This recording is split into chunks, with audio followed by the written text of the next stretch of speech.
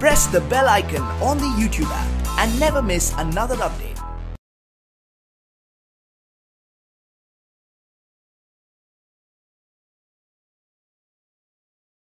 अस्सलामुअलैकुम dear students, I am Abdul Qadir और आज हम 9th की बुक में से एक्सरसाइज 4.1 का क्वेश्चन नंबर 1 और 2 करेंगे। और इस लेक्चर्स में मैं आपको बताऊंगा कि हमारे पास किस तरह के एक्सप्रेशन पॉलिनोमियल एक्सप्रेशन होते हैं और किस तरह के हमारे पास रैशनल एक्सप्रेशन होते हैं।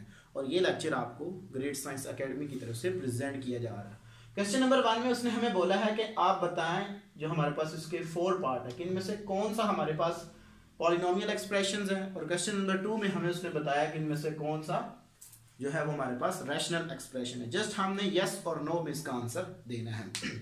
डेफिनेशन यूज करते हुए मैंने आपको इंट्रोडक्शन में जब पॉलिनोमियल एक्सप्रेशंस की डेफिनेशंस की थी तो मैंने कहा था कि इसमें ऑर्डर होना चाहिए, मींस के 2 फिर 1 फिर कांस्टेंट या 3 2 1 कांस्टेंट। ये नहीं होना चाहिए कि 3 के फौरन बाद 1 आ जाए, तो ये इस तरह नहीं हमारे पास होना चाहिए जो वेरिएबल की डिग्री है। तो यहाँ पे पहला एक्सप्रेशन देखते हैं तो देखें यहाँ पे ठीक है, हमारे पास जो मैक्सिमम डिग्री है वो 2 है, यानी कि x की जो हमारे पास मैक्सिमम डिग्री है वो 2 है। नेक्स्ट जो टर्म होनी चाहिए वो हमारे पास क्या होनी चाहिए, 1 होनी चाहिए। तो ये हमारे पास 1 नहीं है। जब हम चैप्टर नंबर 2 कर रहे थे तो उस वक्त भी मैंने आपको इस तरह की फॉर्म को सिंप्लीफाई करके बताया कि ये हमारे पास कुछ इस फॉर्म में आ सकती हैं कि अगर मैं इसको लिखना चाहूँ 3x² प्लस x की पावर -1 माइनस 5।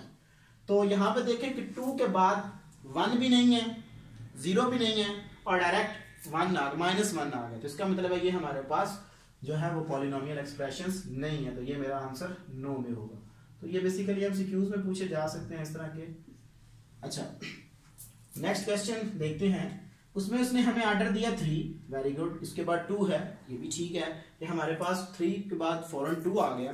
बट नेक्स्ट जो है वो स्क्वायर रूट में आ गई है टर्म, मींस के एक x की पावर है मेरे पास 1, एक x की पावर है 1/2। तो जब इनको मैं ऐड करूंगा तो ये मेरे पास आ जाएगी। ये हमने सेकंड चैप्टर में मेथड पढ़े थे, इनकी पावर्स किस तरह हम ऐड करते हैं कि अगर ये वाले सेम होते हैं तो इनकी पावर्स हम ऐड कर लेते हैं तो 3/2 ये आ जाता है मेरे पास। तो यहाँ पे 2 के बाद क्या आ रहा है 3/2, तो यहाँ पे 1 आना चाहिए था, तो 1 नहीं है। तो इसका मतलब है कि ये भी हमारे पास पॉलिनोमियल एक्सप्रेशंस नहीं है। नो में इसका भी आंसर होगा। नेक्स्ट है मेरे पास ये, तो देखें यहाँ पे x की डिग्री मैक्सिमम 2, उसके बाद 1 और ये पूरी टर्म मेरे पास कांस्टेंट है। तो ये पॉलिनोमियल है और ये पूरी उसकी डेफिनेशन को सेटिस्फाई करता है। तो इसका आंसर मेरे पास यस में जाएगा।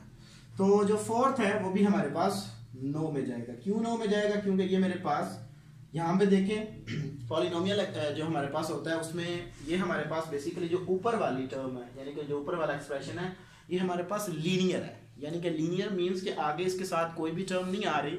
जस्ट यहाँ पे अगर कोई भी कांस्टेंट होता और आगे ये 8 ना होता तो ये मेरे पास रैशनल भी होना था और पॉलिनोमियल भी होना था। यहाँ पे क्योंकि इसके जो जस्ट 3x/2x - 1 + 8 है, ठीक है, तो इसके बाद कोई कांस्टेंट भी नंबर नहीं है, यहाँ पे उसके अलग एलसीएम लेने के बाद आएगा। तो ये भी हमारे पास क्या होगा, पॉलिनोमियल एक्सप्रेशंस नहीं है।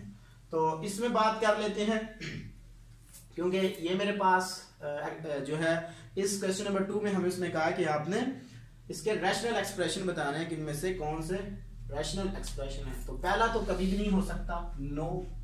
क्यों नहीं हो सकता, जो मैंने आपको डेफिनेशन बताई थी, जो रैशनल एक्सप्रेशंस की मैंने डेफिनेशन बताई थी आपको, वो क्वोशंट फॉर्म में होनी चाहिए। एक ठीक है, ये क्वोशंट फॉर्म में है। दूसरी मैंने बात की थी कि ये हमारे पास पॉलिनोमियल एक्सप्रेशन दोनों होने चाहिए। नीचे वाला तो मेरे पास होगा बट ऊपर वाला मेरे पास नहीं होगा। तो ये मेरे पास क्या होगा, रैशनल एक्सप्रेशंस नहीं होगा।